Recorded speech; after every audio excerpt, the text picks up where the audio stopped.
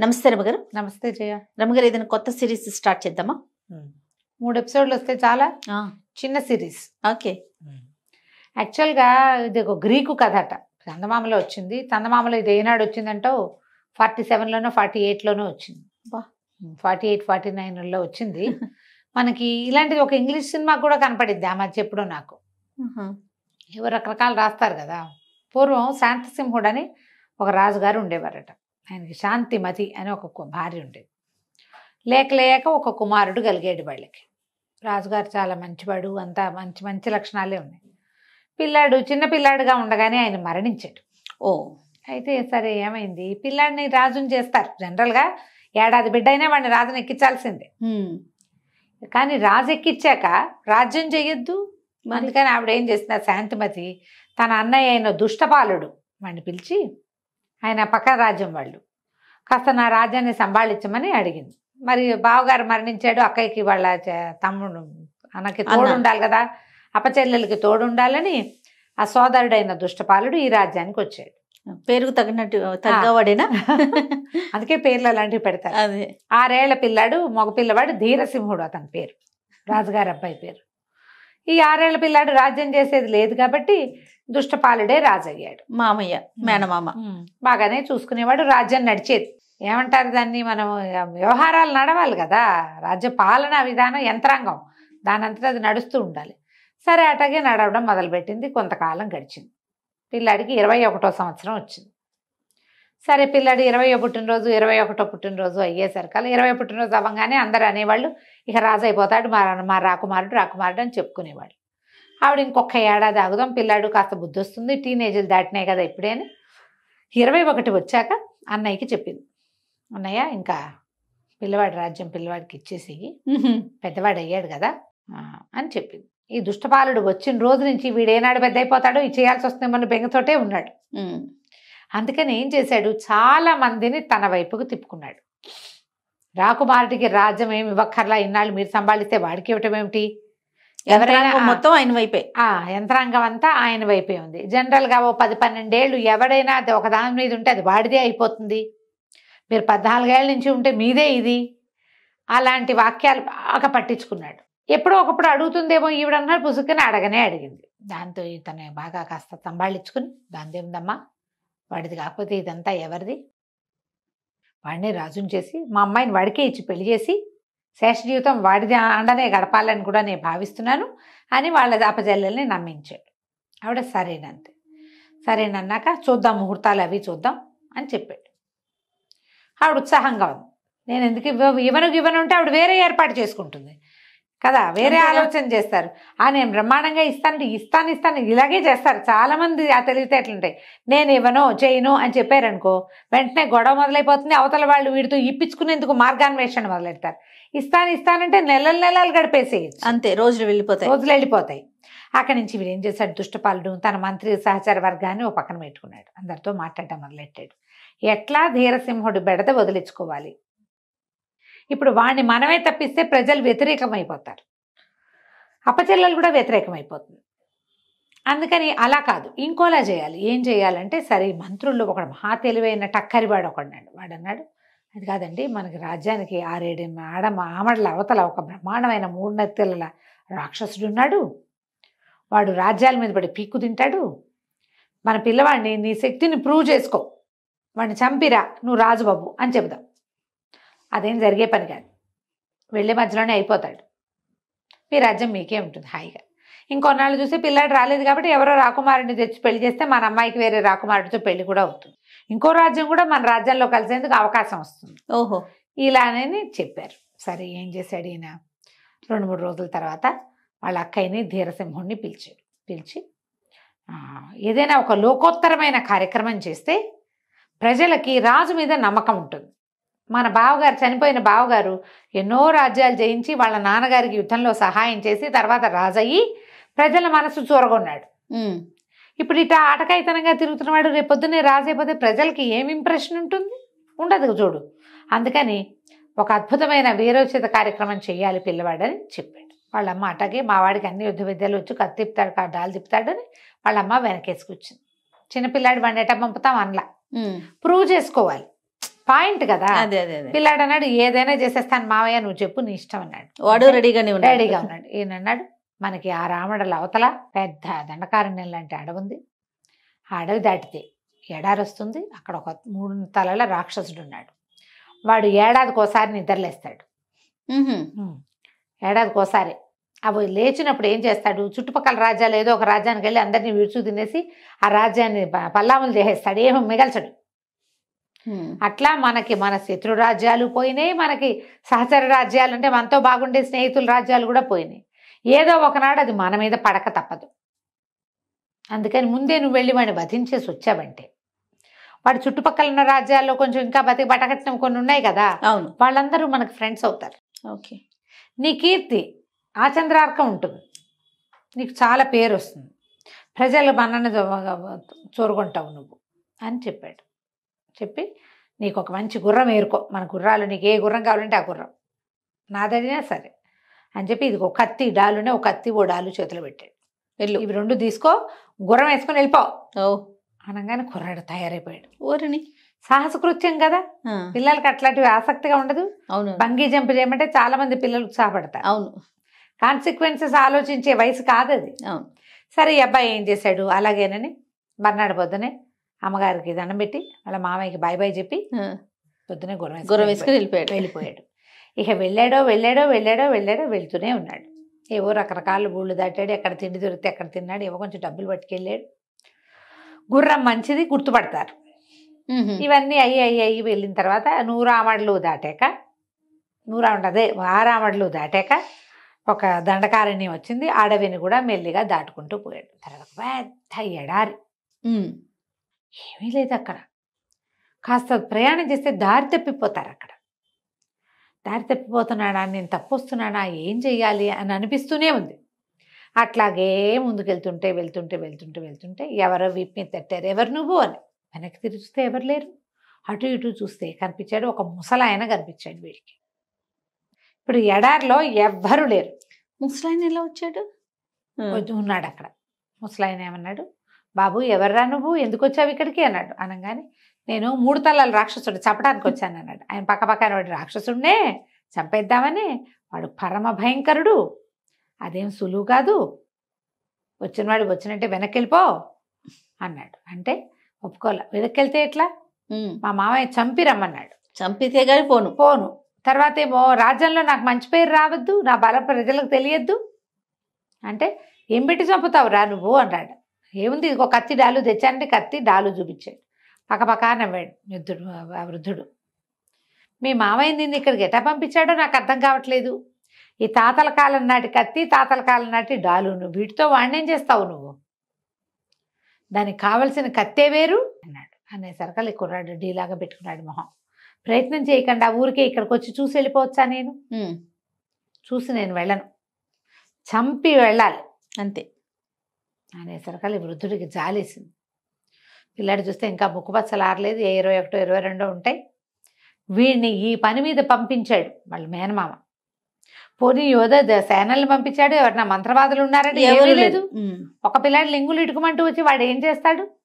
ఒకవేళ వాడు కానీ ఈ పిల్లాడిని చంపడానికి చచ్చిపోవడానికి ఇక్కడ పంపించాడేమో అని అనిపించింది ముసలాయనికి, పెద్ద ఆయనకి. ఆ ఊహ వచ్చేసరికల్లా సరే ఆయన ఏమన్నాడు, సరే పద ప్రయత్నం చేద్దాం, మన ఇద్దరం వాడున్న వైపుకి వెళ్దామన్నాడు.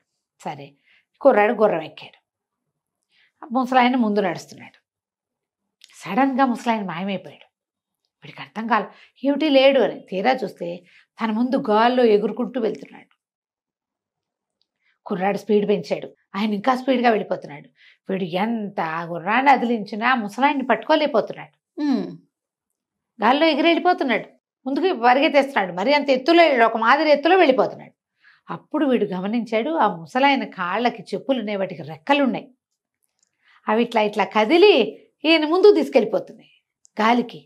వీడు ఆశ్చర్యపోయాడు, అమ్మో రెక్కలున్న చెప్పులే, అయ్యి బాబోయ్ అనుకున్నాడు. అక్కడి నుంచి ఆమె బాగా ముందుకెళ్ళాక ఆ ముసలాయన, ఏరా మనవడా వెనకబడ్డట్టున్నావు అన్నాడు. అనేసరికి ఆయన ఉద్దేశం ఏంటి, వీడంత అమాయకుడు తన చెప్పులు చూడలేదు అనుకున్నాడు. వీడు కాలాంతకుడు ఈ కుర్రాడు. ఎవడైనా ఏదో ధైర్యంతో కదా వస్తాడు అన్నాడు. నీ దగ్గర ఉన్న రెక్కల చెప్పులు నా దగ్గర ఉంటే నేను కూడా పరిగెడతా, అలాగే నా దగ్గరేమో గుర్రం ఉంది, నా గుర్రానికి రెక్కలు లేవు అన్నాడు. అనగానే నవ్వొచ్చింది. ఊరిని నువ్వు చాలా తెలివి గలవాడివిరా, నీకు తెలివి ఉందో లేదో అనుకున్నాను. సరే పద, నువ్వు ఓ పని చేద్దాం, ఇంకో జత రెక్కల చెప్పులు తెచ్చే ఓపిక లేదు నాకు అని చెప్పి చేతిలో నుంచి ఒక కర్ర విసిరేశాడు. ఈ కర్ర పట్టుకో, నాతో సమానంగా ఎగురుతావు నువ్వు అని చెప్పాడు. ఓహో. వాడు ఆ కర్ర పట్టుకోగానే గుర్రం మించి లేచి వెళ్ళిపోయాడు. గుర్రంగా నడుస్తుంది, దాని వెనక వాళ్ళ వెనకాల నడిచేస్తోంది. వీడు ఏమో ఆ ముసలాయన రెక్కల గుర్రంతో పాటు రెక్కల చెప్పులతో పాటుగా వీడు కూడా ఎగురుకుంటూ వెళ్ళాడు. వెళ్ళగా ఏం చెప్పాడంటే ఒక చోట ఆగారు. ఆగినప్పుడు కుర్రాడు అడిగాడు, ఇంత దూరం వస్తున్నాం ఏం చేస్తున్నామంటే, ఇక్కడ 3 గుడ్డి మొహాలు ఉంటారు, ముగ్గురు గుడ్డివాళ్ళు. వాళ్ళు మనకి దారి చెప్తారు. ఈ రాక్షసుడు ఎక్కడుంటాడు, వాడిని ఎలా చేయాలి, ఏం చేస్తే ఈ రాక్షసుడిని మనం పట్టుకోగలుగుతాం, అసలు వాడు ఎక్కడుంటాడో కూడా మనకు తెలియదు. ఈ 3 గుడ్డి వాళ్ళు ఉంటారు, వాళ్ళ దగ్గరికి వెళ్ళాలి అని చెప్తారు. ఈ 3 గుడ్డి వాళ్ళ కథ ఒక విచిత్రమైన గాథ. 3కి కళ్ళు లేవు, లొట్ట కళ్ళు ఉన్నాయి. వాళ్ళ దగ్గర ఒక గుడ్డు ఉంది, కనుగుడ్డు. ప్రతి వాళ్ళు ఆ గుడ్డు పెట్టుకుని చూస్తారు. ఓహో. ఆ కనుగుడ్డు చేతులు మారుతుంటుంది. 3 అక్క చెల్లెళ్ళు, ముస్సీలి వాళ్ళు లేడీసేనా? లేడీస్. 3 చేతులు మారుతుంటుంది. ఎవరు 2 నిమిషాలు మించి రెండో వాళ్ళ చేతిలో ఉండనివ్వరు, దాన్ని లాగేసుకుంటూ ఉంటారు. ఆ కన్ను పెట్టుకునే చూస్తారు వాళ్ళు. ఒక్క కన్నే 1000 యోజనాల వరకు చూడగలరు ఏం జరుగుతోందో. ఓహో. కానీ వాళ్ళు చూడగలిగేది ఎంతసేపు? 2 నిమిషాలే. ఆ 2 నిమిషాల లోపల రెండో వాళ్ళు లాగేసుకుంటే అంతే కదా. 3 గుడ్డే తడుకుంటూ వస్తారు ఆ గుడ్డు పట్టుకుని. రాత్రిపూట కూడా చూడగలరు. ఓకే. వాళ్ళ దగ్గరికి వెళ్దాము, వాళ్ళు ఈ రహస్యాన్ని మనకి చెప్తారు. వీడు ఎక్కడో ఉన్నాడు రాక్షసుడు, తెలీదు, ఈ ప్రాంతం అని తెలుసు మనకి. కరెక్ట్గా వాడిని ఎట్లా పట్టుకోవాలి, ఎలా వెళ్ళాలి, అది వీళ్ళ వల్ల తెలుస్తుందంటే సరే ఆ 3 గుడ్డి వాళ్ళ కోసం వెతుక్కుంటూ ఆ గుడ్డి వాళ్ళు ఉండే ప్రదేశానికి పోయారు. వీళ్ళు ఇద్దరు ఒక పొదచాటను కూర్చున్నారు. 3 గుడ్డి మామలు వచ్చారు. 3 గుడ్డి ముసలమ్మల దగ్గరికి వెళ్ళారు. వీళ్ళు పొదల వెనకాల దాక్కున్నారు. ధీరసింహుడు, వృద్ధుడు ఇద్దరు. ఇప్పుడు చూస్తున్నారు వాళ్ళు. 3 ముసలమ్మలు తడుకుంటూ వచ్చారు. వచ్చి ఒక చోట కూర్చున్నారు. వీళ్ళు కొంచెం దూరంగా ఉన్నారు. అక్కడి నుంచి ఒకళ్ళ చేతిలో నుంచి ఒకళ్ళ కన్ను కోసం లాక్కుంటున్నారు. ఒకటి ఎవరితో తీసుకున్నాక ముసలమ్మ చూసి ఎవరో ఉన్నట్టున్నారు పొదల దగ్గర అంది. అనగానే ఈ లోపల రెండోది లాగేసుకుంది. 2 నిమిషాలే కదా టైము, లాగేసుకున్న సరే ఉండవే ఎవరో ఉన్నారే చూడనివ్వవే అంటే, నేను కాదు అంతంతసేపు నువ్వు ఉంచుకునేట్లా నేను మాత్రం చూడొద్దా, రాత్రిపూటే కదా నేను చూడగలిగేది. ఇవి రాత్రిళ్ళే పనిచేస్తుంది ఆ కన్ను వాళ్ళకి. ఓహో, మళ్ళీ ఇది ఒకట. ఆ పగళ్ళు పనిచేయవు.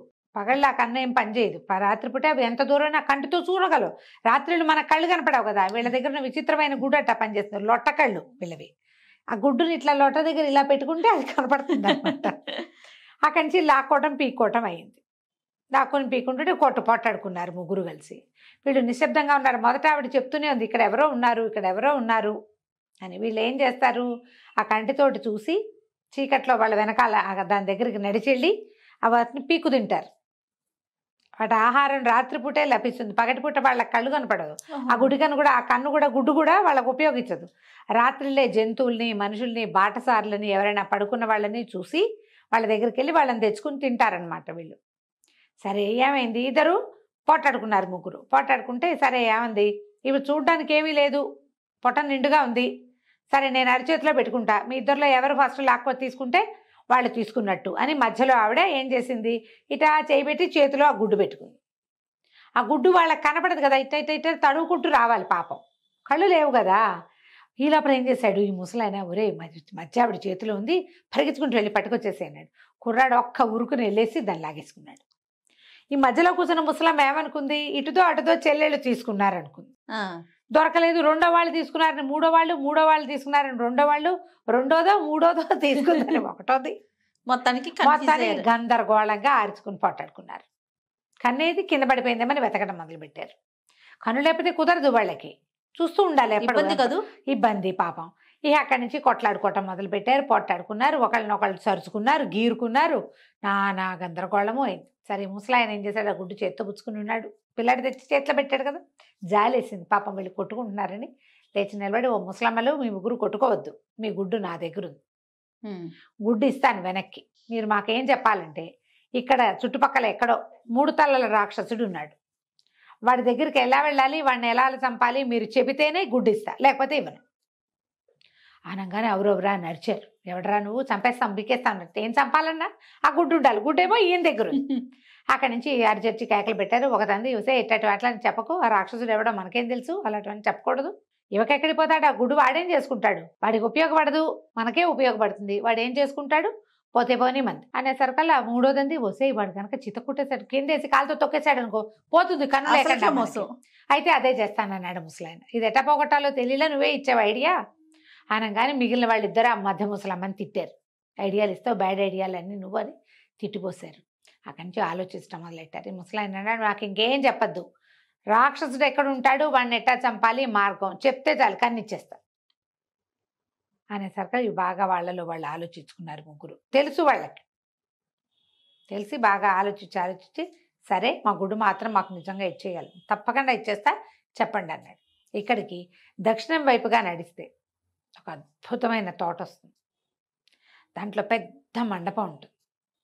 ఇక్కడికి ముగ్గురు యక్షకన్యలు ప్రతిరోజు వస్తారు. సాయంకాలం అక్కడున్న సరస్సు ఒకటి బ్రహ్మాండమైన పద్మ సరోవరం ఉంది. అక్కడ ఆ సరస్సులో హాయిగా ఈతలు కొడతారు. కొట్టి రాత్రికి పడుకొని నిద్రపోతారు. ఇక్కడ పొద్దున లేచి వెళ్ళిపోతారు. ఆ ముగ్గురు యక్షకన్యలకి 3 కిరీటాలు ఉంటాయి. మీరేం చేస్తారంటే కిరీటాలు స్వాధీనపరచుకోండి. కిరీటం మీ దగ్గర ఉంటే వాళ్ళు ఎక్కడికి పోలేరు. కిరీటాలు లేతే వాళ్ళకి దేవలోక ప్రవేశం ఉండదు. ఇప్పుడు మా దగ్గర నుంచి తీసుకున్నాన్ని అడిగినట్టే కిరీటాలు కొట్టేసి వాళ్ళని అడగండి రహస్యాలు. ఈ రాక్షసుని చంపడానికి ఒక ప్రత్యేకమైన పద్ధతి ఉంది. 3 వస్తువులు కావాలి దానికి. ఒకటి సంచి, ఒకటి వంకీ కత్తి, మూడోది కిరీటం. ఈ 3 వస్తువులు ఈ ముగ్గురు యక్షకన్యల దగ్గర ఉంటాయి. ఆ కిరీటాలు కొట్టేసి ముందు తర్వాత వాళ్ళు కిరీటాల కోసం ప్రాధేయపడితే మీ దగ్గరున్న 3 మాయ వస్తువులు ఇవ్వమని చెప్పండి. ఆ వస్తువులు ఉన్నవాడే 3 తల రాక్షసుని చూడగలుగుతాడు, చంపగలుగుతాడు. లేకపోతే ఏం చేయలేరు. సరే ఏమైంది, సరేనన్నారు. సరేనని బాగుందిగా ప్లాన్. ఇక్కడి నుంచి దక్షిణంగా వెళ్ళాలి, చెరువు తోట కనపడాలి.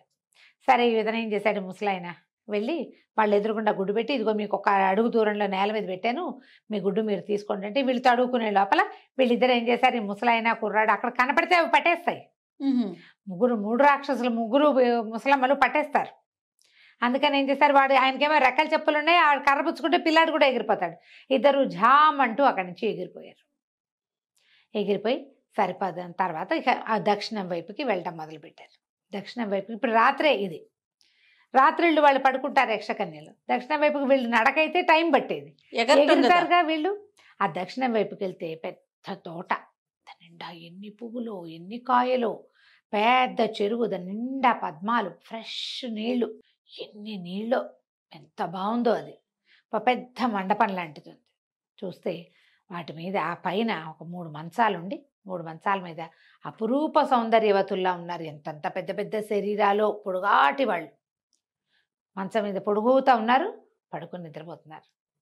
ఆ పడుకుని నిద్రపోతున్న వాళ్ళ వెనకాల ఈ మంచాల కోళ్ళకి తలవైపు ఇట్లా వస్తుంది కదా డిజైన్, ఆ కోడికి తలా ఒక కిరీటము తగిలించింది. ముసలాయన అన్నాడు, కుర్రాని ఒరే అడుగులో అడుగేసుకుంటే 3 తెచ్చేసి, శబ్దం చేయొద్దు, స్పీడ్గా నడవాలి కానీ శబ్దం చేయకూడదు.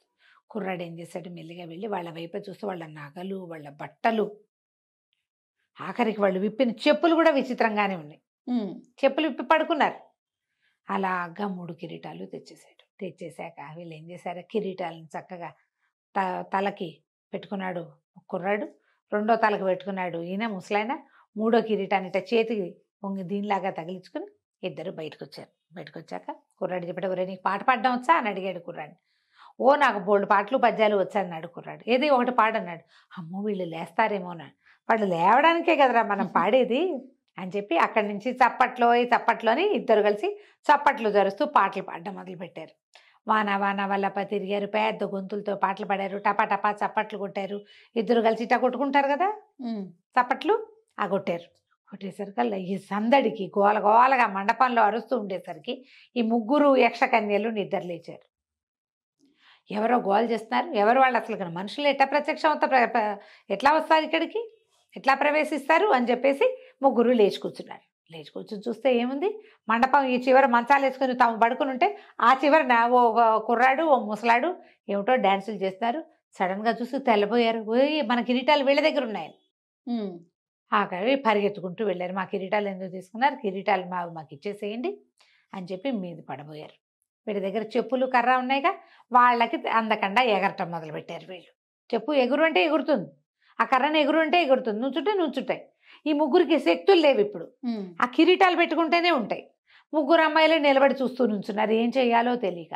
బతిమలాడ్డ మొదలెట్టారు. రే ముసలాడ్డలు ఏమన్నావు, పెద్దవాడివి, ఇట్లా చేయొచ్చా నువ్వు, కిరీటాలు లేకపోతే మాకు చేతులు కాళ్ళు కదలా, ఊరికే నడుస్తాం మనుషుల్లాగా, యక్షకన్యలో మాకు బోల్డు శక్తులు ఉంటాయి, శక్తులన్నీ కిరీటాల్లో ఉన్నాయి, అసలు ఇక్కడి నుంచి వెళ్ళాలంటే ముందు మాకు కిరీటాలు కావాలి, మా కిరీటాలు మాకు ఇచ్చేసేయమని బతిమలాడారు. బతిమలాడితే ముసలాయన అన్నాడు, అట్లా కాదు, మీ దగ్గర 3 మాయ వస్తువులు ఉన్నాయి కదా, ఏ వస్తువు ఇస్తే వాళ్ళ కిరీటం ఇస్తా అనేసరికి వీళ్ళు అన్నారట, ఇవ్వకూడదు, అది చాలా ప్రమాదం. అంటే అయితే మీరు ఇక్కడే ఉండండి, మీ కిరీటాలు తీసుకుని మేము మా ఇంటికి వెళ్ళిపోతాం అన్నారు. ఈ అమ్మాయిలు ముగ్గురు బాగా ఆలోచించుకుని, సరే ఎప్పటికో ఒకప్పటికి జరగాల్సిందే, వాళ్ళకి తెలుసు ఈ వస్తువులు ఎవరికైనా ఇస్తే రాక్షసుడు చచ్చిపోతాడని. వాటి కాపలా అనమాట వాళ్ళు, ఏదో ఒక రోజు జరగాలి, ఎవరో మానవులే వస్తారని ఇదివరకు మనకు బోధ ఉంది కాబట్టి ఇది చేద్దామని ఏం చేశారు, మొదట అమ్మాయి ఏం చేస్తుంటే ఒక కిరీటం తెచ్చిచ్చింది. కిరీటం సరిపుచ్చుకున్నాడు, ఆ కిరీటం ఆమె చేతిలో పెట్టాడు ముసలాయన. రెండో అమ్మాయి ఏం చేస్తుందంటే ఒక వంకి కత్తి, ఇంత పొడుగ్గా ఉంది, ఇట్లా వంపు తిరిగి ఉంది, ఇచ్చింది. ఆ వంపు కత్తి ఇచ్చింది, వాడి కిరీటం ఇచ్చేశారు. మూడో అమ్మాయి ఒక సంచి పట్టుకొచ్చింది, ఆ సంచి తీసుకున్నారు. నేను మొదటి భాగంలో ఒక విషయం చెప్పకుండా వదిలేసింది ఏంటంటే, కుర్రాడు కత్తి డాలు తెచ్చుకున్నాడు కదా, ముసలాయన ఏమన్నాడంటే, సరే నేను నిన్ను అక్కడికి తీసుకెళ్తాను, నీ దగ్గర ఉన్నది కత్తి డాలే కదా, డాలుని బాగా మెరుగు పెట్టని చెప్పాడు. మెరిపించాలి, డాలు పాత పడిపోయింది, ఇనపడాలు, అదే ఇత్తడి ఇనప ఉంటాయి కదా, వీడేం చేశాడా, చుట్టుపక్కల ఉన్న ఇసుకేసి దాన్ని బాగా రుద్ది నున్నగా చేశాడు. అదేంటంటే మొహం చూసుకుంటే అద్దంలాగా కనపడాలన్నమాట. ఓహో, అద్దంలాగా కనబడే డాల్ ఉంది వాడి దగ్గర. సరే ముగ్గురు ఏం చేశారు, వీళ్ళు ఆ ముగ్గురు యక్షకన్యలు బతుకు జీవుడా అనుకుని ఆ కిరీటాలు 3 పుచ్చుకుని వాళ్ళ దారిని వాళ్ళు వెళ్ళిపోయారు. జాగ్రత్తగా ఉండండి అని వీళ్ళకి చెప్పి వెళ్ళారు. సరే ముసలాయన కుర్రాడు ఇద్దరు కలిసి తమకు దొరికిన మాయ సంచి, మాయ కిరీటం, మాయ వంకి కత్తి, ఆ 3 పుచ్చుకుని యువతలకు వచ్చారు. వచ్చాక అప్పటికి ఎన్ని రోజులైందో బయలుదేరి, ఈ ముసలాడు కనపడక ముందు ఎప్పుడో తిన్నాడు ఆ పిల్లాడు అన్నం. ఓకే, తిండి లేదు. తిండి లేకపోయేసరికల్లా వీడు అన్నాడు, అన్నం మాట ఎత్తి 3-4 రోజులు అయిపోయింది, ఆహారం లేదు, అక్కడ తిరిగి ఇక్కడ తిరిగి చచ్చిపోతున్నా, కడుపులో కాలిపోతుంది, 2 రోజులు అయిపోయింది, ఏమైనా తిందామంటే ఆయన నవ్వు వచ్చింది. నవ్వుతున్నాడు. నవ్వుతుంటే కుర్రాడు అన్నాడు, ఏమిటి నేను అన్నం అడుగుతుంటే నవ్వుతావు, రెక్కల చెప్పులు వేసుకుని నన్ను మాసుకొచ్చినట్టుగానే ఆకలి లేకుండా ఏదైనా వేసుకున్నావా నువ్వు అంటే నవ్వాడనమాట ఆయన. ఒరే అది కాదురా నాయన, మనకు 3 వస్తువులు వచ్చాయా, 3 వస్తువుల్లో మాయ సంచి ఏమిటనుకుంటున్నావు, దాంట్లోంచి ఆహారం వస్తుంది అని చెప్పి ఆ సంచిని బోర్లించి పెట్టాడు.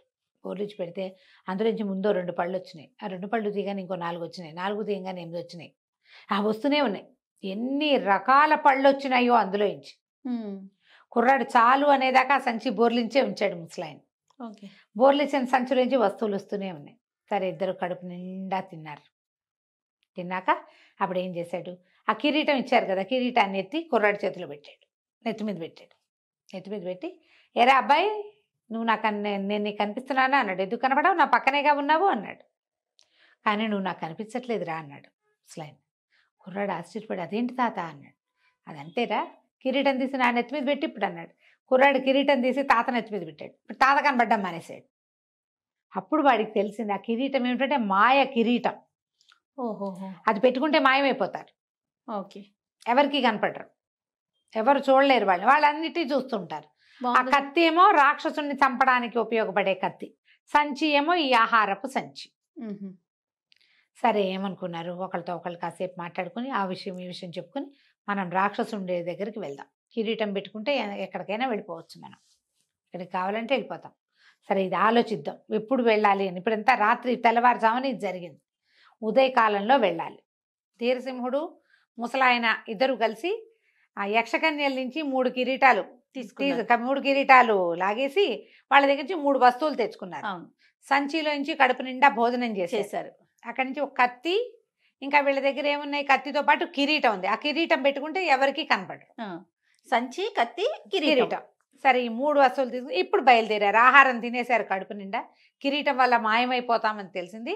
ఆ మాయమైపోయే కిరీటాన్ని నెత్తి మీద పెట్టుకుని ఎగురుకుంటూ పోతుంటే ఈ కుర్రాడికి తమతో ఇంకెవరో ఉన్నారనిపించడం మొదలెట్టింది. అంతకుముందు వాడు ముందుకే చూస్తూ ఉండేవాడు. ఇప్పుడు ఈ కిరీటం పెట్టుకోవటం వల్ల దాని దారిన అది గాల్లో ఎగిరిపోతుంది. అటు ఇటు చూస్తుంటే తన వెనకాల ఒక రెక్కల కిరీటం ఎగురుతూ వస్తోందని కనపడి కిరీటమే. ఒక కిరీటం ఉంది, దానికి రెక్కలున్నాయి. అప్పుడు అడిగాడు, తాత మన ఎవరో వెంబడిస్తున్నారు, ఆ యక్షకన్యలా ముసలమ్మలా ఎవరో వస్తున్నారు మన వెనకాలంటే ఆయన నవ్వాడు.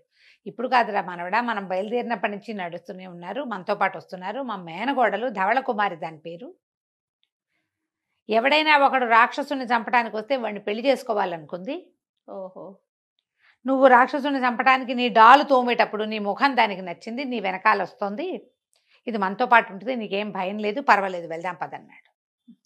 సరే కిరీటాలు ఆ అమ్మాయి దగ్గర కూడా మాయమైపోయే కిరీటమే ఉంది. ఆ కిరీటం తీసి అమ్మాయి మొహం కనపడింది వీడికి. సరే ముగ్గురు ఎగురుకుంటూ వెళ్ళారు. వీళ్ళకి ముసలమ్మలు మొట్టమొదటి చెప్పారు వీళ్ళకి సముద్ర తీరంలో ఉంటాడు అని. ఇక సముద్రం వైపుకి ప్రయాణం చేశారు. ఈ రెక్కల కిరీటాలు రెక్కల చెప్పులు గిప్పులు ఉన్నాయి కదా, రైమని పోతున్నాయి అవి స్పీడ్గా.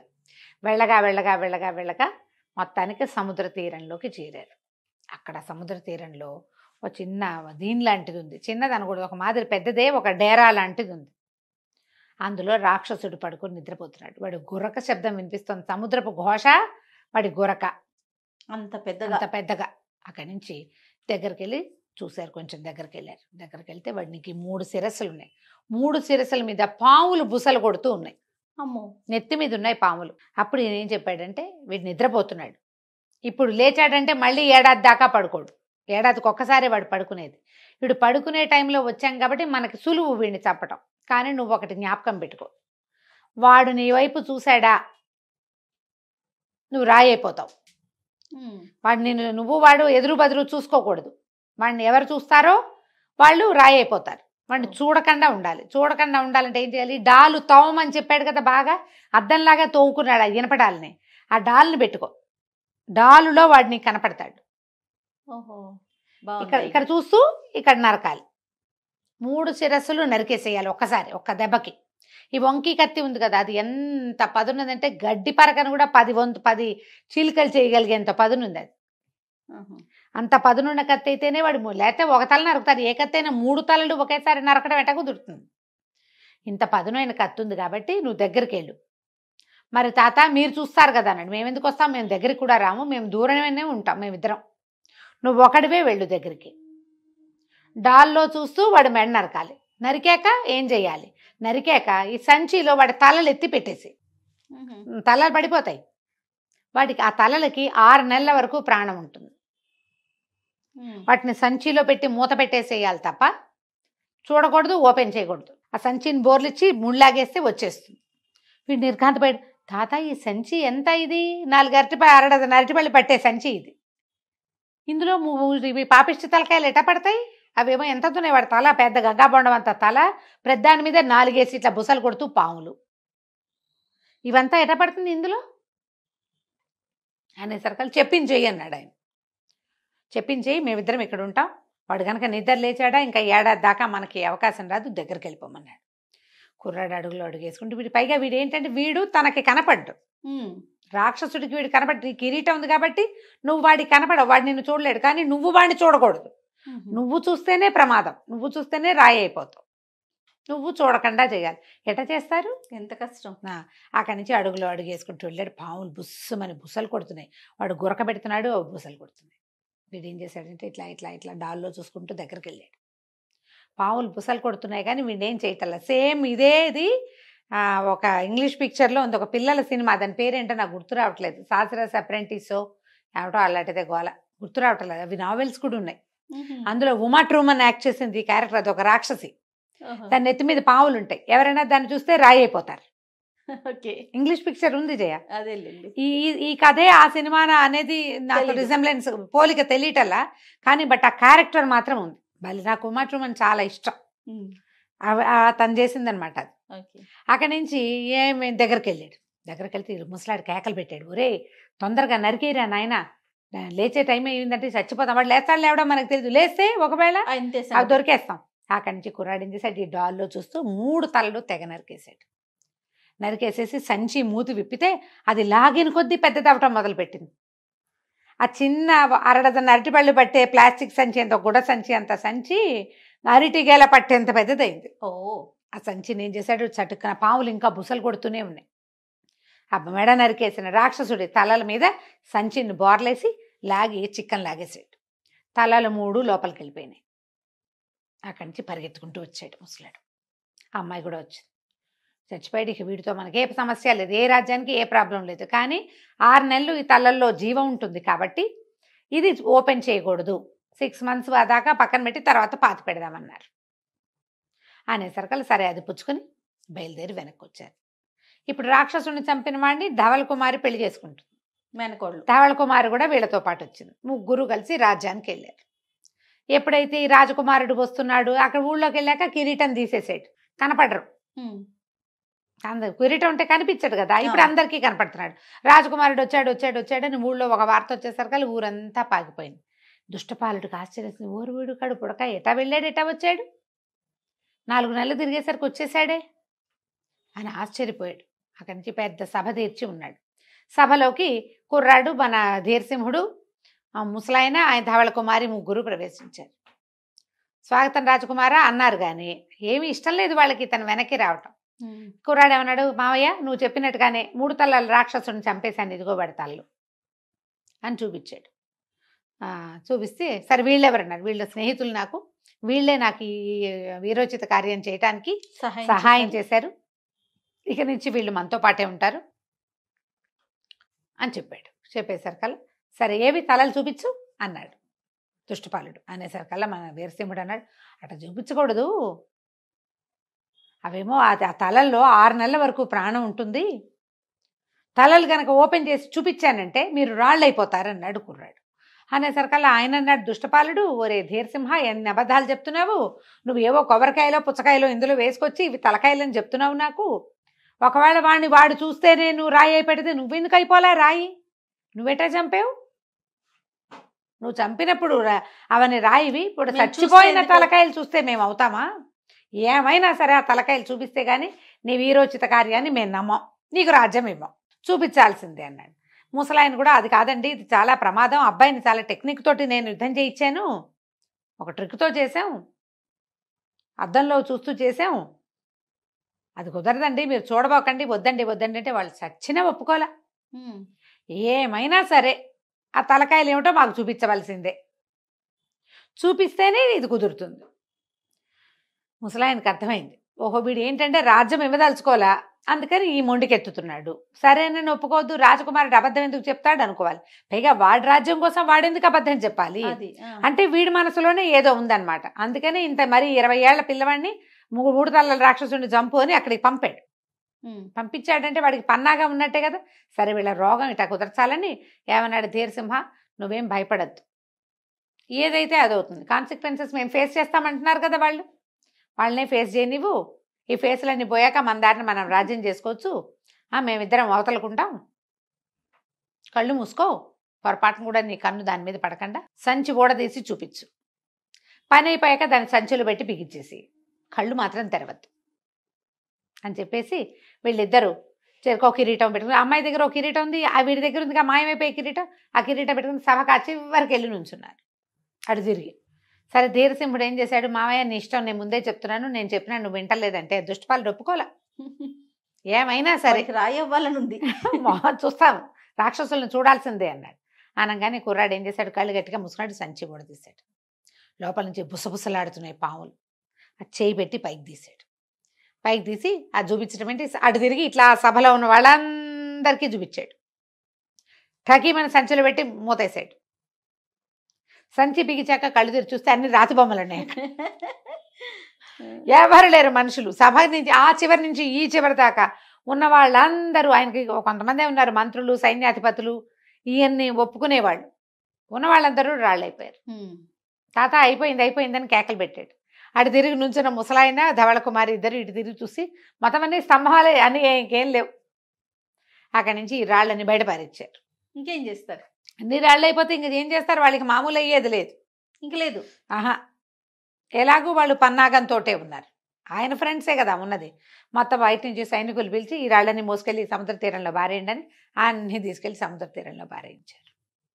ఈ రాతి తలలు కట్టి ఉన్నదాన్ని, తలలు కట్టిన మూట ఉంది కదా, ఈ మూటని మాత్రం ఒక లోపల గదుల్లో చీకటి గదుల్లో పెట్టేసి తలుపులు తాళాలు వేసేశారు భద్రంగా, దాన్ని బయటికి రానివ్వకుండా, ఎవ్వరూ దాన్ని చూడకుండా.